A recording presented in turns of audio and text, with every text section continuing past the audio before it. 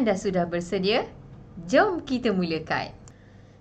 Bismillahirrahmanirrahim. Assalamualaikum warahmatullahi wabarakatuh. Hai anak-anak, Ustazah doakan anak-anak semua berada dalam keadaan sihat walafiat. Alhamdulillah, pada hari ini kita akan belajar satu lagi tajuk baru, iaitu kufur. Jom kita mulakan. Sebelum itu, kita tadah tangan untuk membaca doa belajar. Bismillahirrahmanirrahim. Allahumma aftah alaina hikmataka wanshur alaina min khazaini rahmatika ya arhamar rahimin. Walhamdulillahi rabbil alamin. Amin. Baiklah, seterusnya kita lihat dahulu apakah dia standard pembelajaran yang akan kita pelajari hari ini. Yang pertama, anak-anak akan dapat menyatakan maksud kufur. Yang kedua, anak-anak dapat menerangkan hukum kufur. Yang ketiga, dapat menjelaskan bahagian dan penyebab kufur. Yang keempat, menganalisis kesan kufur dalam kehidupan. Dan yang kelima, merumus tindakan menjauhi kufur. Seterusnya, kita lihat dahulu apakah dia maksud kufur. Maksud kufur, kufur ialah tidak percaya atau tidak beriman kepada Allah dan Nabi Muhammad. Maksudnya bagaimana? Kufur ni ialah seseorang yang tidak percaya. Dia tidak percaya kepada Allah dan juga tidak percaya kepada Nabi Muhammad SAW. Itu yang dikatakan kufur. Kalau kita lihat contoh terdekat dengan kita, ialah orang yang bukan beragama Islam lah. Dia tidak percaya pun dengan Allah, dia tidak percaya dengan Nabi Muhammad, tak mengikut pun apa ajaran Allah dan apa dia ajaran Nabi Muhammad kan. Macam orang yang bukan Muslim, orang Cina, orang India, ya. Okey, itu adalah merupakan orang yang kufur ataupun dikenali dengan kafir. Seterusnya, hukum kufur. Apakah dia hukum kufur? Kalau biasanya sebelum ini kita biasa menyebut wajib, harus, sunat, makruh, kan? Tapi kali ini hukum kufur ialah sesat. Bukanlah wajib ke, harus ke, sunat ke, bukan ya. Okey, jadi hukum kufur ialah sesat berdasarkan dalil nakli yang bermaksud. Okey, apa itu dalil nakli? Dalil nakli ni ialah bukti yang didatangkan daripada Al-Quran. Itu dikatakan dalil nakli. Kalau dalil akli ialah bukti yang didatangkan daripada akal pemikiran. Baiklah, berdasarkan dalil nakli yang bermaksud, sesiapa kufur kepada Allah, para malaikat, para rasul dan hari akhirat, maka sesungguhnya dia sudah jauh tersesat.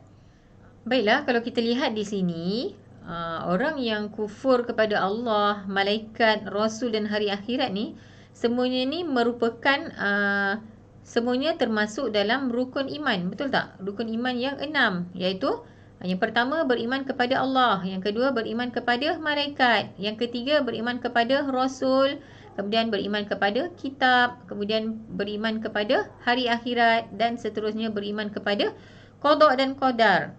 Jadi apabila seseorang itu tidak percaya kepada rukun iman, maka jatuhlah dia sebagai seorang yang kufur. Seterusnya, kita lihat apakah dia nota tambahan yang terdapat dalam buku teks. Okey, yang pertama ialah syirik, iaitu menyekutukan Allah ataupun menduakan Allah. Yang kedua, fasik, iaitu orang yang ingkar perintah Allah. Dia tidak mengikut apa arahan Allah. Okey, kemudian yang ketiga zindik, ialah orang yang imannya terpesong atau sesat. Yang keempat ialah orang yang terkeluar dari Islam. Jadi ini adalah istilah-istilah yang digunakan dalam Islam lah. Seterusnya, kita lihat pula pembahagian kufur. Kufur dibahagikan kepada dua. Yang pertama ialah kufur i'tikad. Apakah dia kufur i'tikad? Iaitu menolak dan menafikan ajaran Islam yang dibawa oleh Nabi Muhammad. Dia tolak ajaran Islam yang Nabi Muhammad bawa. Okay? Contohnya, dia tidak percaya kenabian Nabi Muhammad. Dia tak percaya bahawa Nabi Muhammad itu adalah seorang Nabi. Okay? Yang kedua ialah kufur amalan. Apakah dia kufur amalan? Menggunakan nikmat kurniaan Allah dengan cara yang salah dan berdosa. Contohnya, menggunakan duit poket untuk berjudi. Ini adalah salah satu bentuk contoh kufur amalan. Dia dah tahu bahawa benda tu tak boleh buat, tapi dia buat juga. Kan?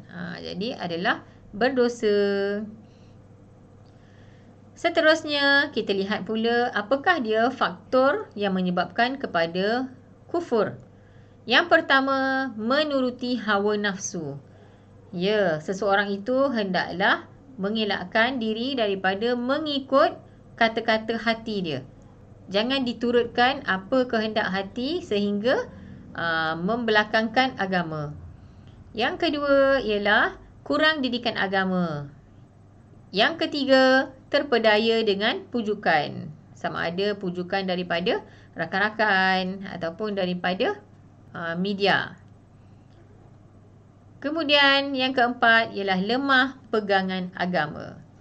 Seterusnya, kita lihat pula apakah dia kesan kufur. Yang pertama ialah dosa besar. Seseorang yang sahaja kufur, dia mendapat dosa besar. Yang kedua, menerima azab dan seksa api neraka. Yang ketiga, akan merosakkan iman. Yang keempat, dijauhi rahmat daripada Allah. Yang kelima, tidak tenang kehidupannya. Dan yang keenam, Allah murka. Seterusnya, kita lihat pula apakah dia cara untuk menjauhi kufur. Yang pertama, menjaga amal dan ibadah. Dengan memperbanyakkan amal ibadah, insya-Allah kita akan dijauhi daripada kufur. Kemudian yang kedua, sentiasa berdoa agar ditetapkan iman. Iaitu selepas setiap kali waktu solat, kita hendaklah meminta, memohon kepada Allah supaya iman kita tetap kekal.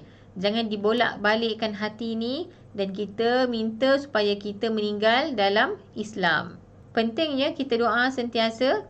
Seterusnya, sentiasa menambahkan ilmu pengetahuan. Jika ada masa terluang, kita boleh memperbanyakkan dengan mendengar ceramah. Kalau sekarang ni di musim PKP, kita tidak boleh pergi mendengar ceramah. Kita boleh mendengar melalui sumber-sumber YouTube ataupun di Facebook. Ada banyak saluran sebenarnya untuk kita tambahkan ilmu pengetahuan kita. Terutamanya untuk memantapkan akidah ataupun keimanan kita. Dan yang terakhir, mengawal diri daripada mengikuti hawa nafsu. Seperti yang Ustazah telah terangkan tadi, kita jangan mudah terpengaruh dengan rakan-rakan sebaya ataupun dengan media sosial. Baiklah, itu sahaja daripada Ustazah. Ustazah doakan kita semua akan berada dan akan ditetapkan dalam iman sehingga penghujung akhir hayat kita. Semoga berjumpa lagi. Terima kasih. Assalamualaikum.